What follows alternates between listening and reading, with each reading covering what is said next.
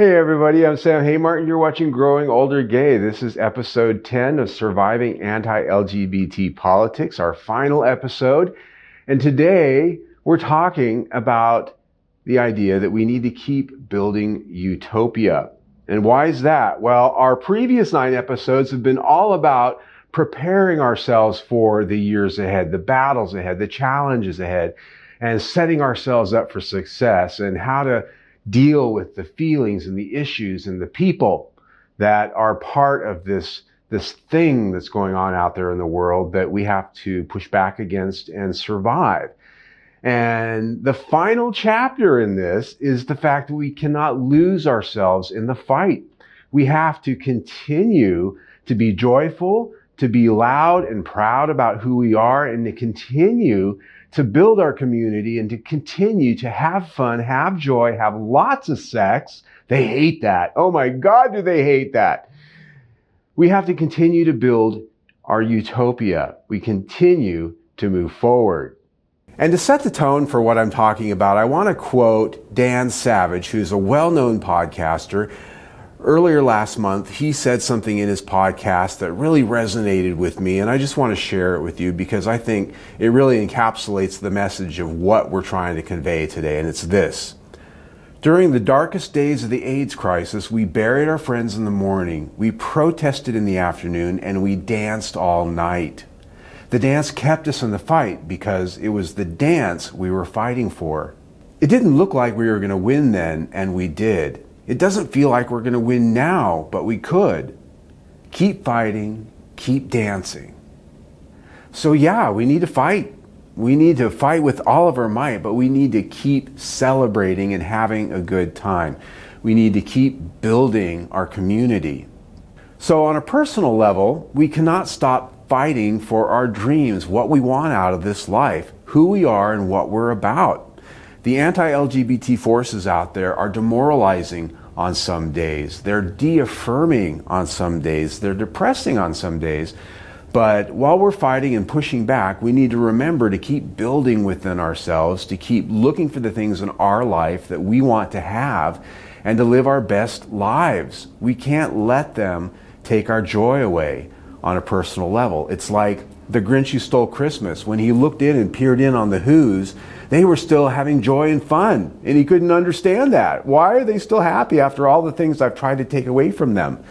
It's because they continue to move forward in their own personal lives and go after what makes them great. Their love, their joy, their creativity, and their dreams. And on that, continue to educate yourself and to build and invest in your life. You're worth it. In spite of everything we hear out there, you are worth gaining new skills, learning new things, finding new friends, finding new lovers. You are worth all of that. You are the person who's in control of your destiny, not them. And so keep looking out for new ways to improve your life, keep taking new opportunities, and keep building on your success. Keep building your community. If you're an organizer out there, if you're somebody who's part of a club, an organization, maybe you organize events, keep doing that. We have a lot of people in our community who organize events at bars and clubs. Maybe they do civic things. Keep doing that. Do more of it. These are opportunities not only to organize the fight and the protest and the pushback, but they're opportunities for us to all get together and love each other and see that we're not alone. Keep building community and keep building the creative spaces and the opportunities for us to get together and share the love. And on that, we also need to keep celebrating our culture. Pride is coming up this spring, and it's going to be a big year for our Pride parades and our Pride festivals. And I think this year it's probably going to take on a different tone. It's going to be a little bit more of a protesty kind of feel, I'm guessing. A pushback and a protest. And remember, the very first Pride gatherings were protests. They were angry, energetic protests against all that was going on and a demand for our visibility and our rights. They weren't full of corporations out there waving the flag going, "Hi, look at us, we love you." We found out in the last year or so they don't necessarily love us so much. They thought we were a cash cow for a while. They were taking advantage, but as soon as they got some pressure, they vanished on us. And so a lot of these Pride celebrations and spaces And that's going to be devoid of corporations and some of the sponsorship. But honestly, I think that's a good thing. That lets us get in control of the creative, the message, and we don't have to edit to make sure our corporate sponsors are going to be okay with that. We can be who we are, and that's what we need to do. We need to keep building on who we are and what we are and the life we want out there.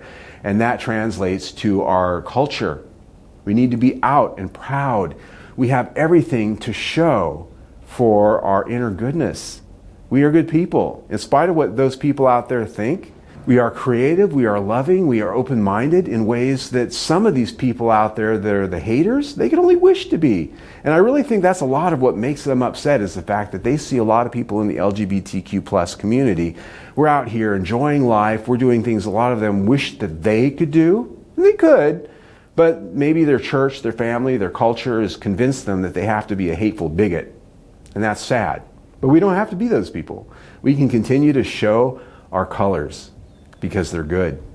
And in that way, we have to continue to be visible. In spite of all the pressures and the weather out there that seems to be coming towards us in a negative way, we have to continue to be proud and out about who we are. And I know that's a repetitive theme at this point in the video, but when you're out there talking to people, you know, I read something on social media this week where a person said, hey, in this state of affairs, have you found yourself editing your comments around mixed crowds? Like a person was talking about their husband, now they're saying partner, or their spouse instead of the word husband. That really made me think about the fact that no, we can't be doing that. Now more than ever, we have to be there, we have to be the example, we have to be visible, even if we're in a mixed crowd of people who might have just said some comments or made a gay joke. We have to say, yeah, me and my husband X, me and my husband Y and Z. We are normal, good people just like you, and this is how my life goes. And I've done that in my workplace. I've done that out there in the world. And yes, sometimes people kind of look at you funny, or maybe you don't see that person wanting to hang around you anymore, but that's okay. We cannot be silent. Silence is death. We must be visible, we must be vocal, and we must be proud of who we are. Don't edit yourself for anybody, now more than ever. And the last thing I will close this with, and is on that last sentence wavelength, is the fact that Leo Herrera, who is a filmmaker, he's a blogger, he's somebody that's very influential in our community, I think a beautiful creative soul. I kind of have a man crush on him if I'm honest. But he made a short film some years ago called Fathers, and it imagines this utopian world where the gays had power and status, and they lived out loud, and they did this in a way that made them very powerful, and just a very good example for a community. And in that film, it sort of gives examples of what we've really done in this world that we really haven't embraced and really appreciated as the utopia that we wanted to build that really actually exists right under our noses. But the other half of that is it talks about the fact that the more out, the more visible, the more a part of community that we became in this story, there was backlash by the haters. And it talks about that. There's real backlash that was mentioned in our history, but the fact of the matter is yes, we need to build our utopia. Yes, we need to continue to be who we are, but we are going to experience backlash. The more we love, the more we show, the more we stand and show up. You know, that's part of what's happening right now, I believe, in our world, is because we've, in the last decade in particular, really sort of risen in the social fabric in terms of status and visibility. It is scaring the living shit out of these haters and these bigots and these right-wing homophobes and the religious. They're scared, they're running, and they're angry because anger is a result of fear. Hate is a result of fear. But the point is, now, today, where we're at, in spite of the pushback, the fight, and all the things we have to do that we've talked about in this 10-part series, we have to continue to be who we are, be proud, and to love. And the very last thing that I want to close our video with is Homo Riot, who is an artist, a sort of serial tagger / social media entity out there. You can find them on all the major social medias except for X. Same for me. But one of the messages that's in a lot of their work is every time we win. Yeah. Oh my God, those haters out there hate that. But in spite of all of the battles, all of the things, every time we canoodle with somebody that we really want to canoodle with, we're winning. So do it.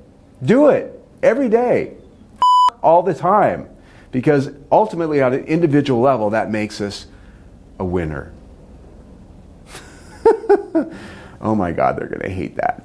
Anyway, so our 10-part series is now complete. You can see the entire 10-part series on our playlist right there. You can go all the way back to number 1. Please binge watch it if you would, please. You can also subscribe to our YouTube channel right there. Either way, please stay tuned. I love you very much. Exploit your joy centers.